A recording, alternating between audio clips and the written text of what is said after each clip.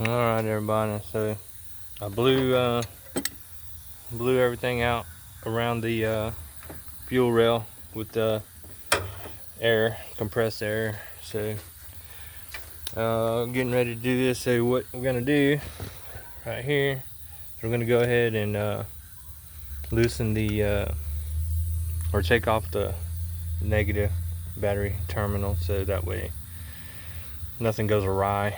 It's always a good idea. And then I'm going to go ahead and get the bolts loosened up for the fuel rail on this side, and then I'll release some of the fuel pressure out of the fuel rail. I got some rags here to clean that up, and we'll keep her going.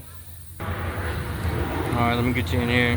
So I got the bolts holding the fuel rail off.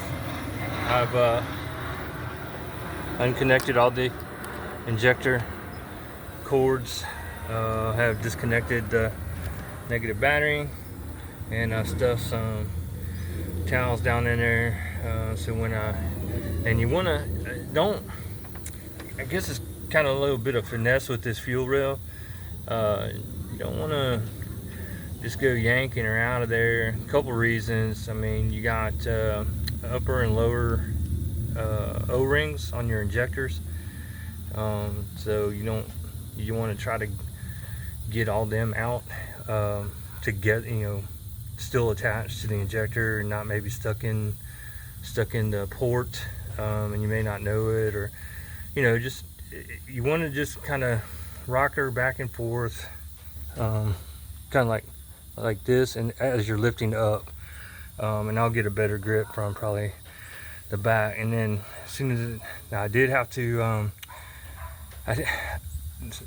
I know what you're gonna say is I checked the OBD just to ensure the right cylinder, because I would have hated to go all this way thinking it was one, and it was actually, I'm glad I did.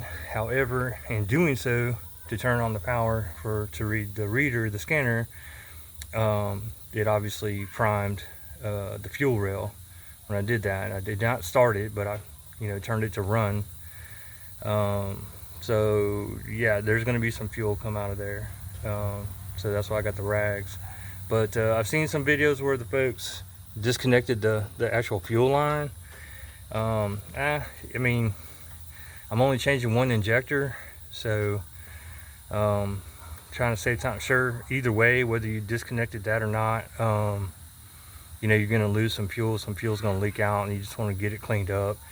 There is a bleeder to relieve the pressure on the other side, but I'm not on the other rail, but I'm not even unloosening this side, because I'm not doing anything. If it ain't broke, don't fix it, right?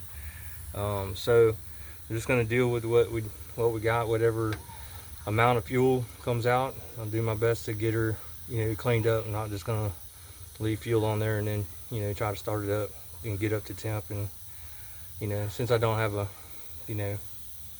readily available fire extinguisher, I got some dirt, I guess, but I'm sure these like pine needles and leaves would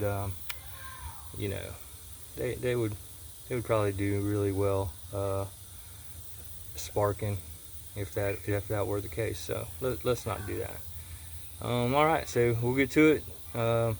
Time for a cold snack, and I'll be back.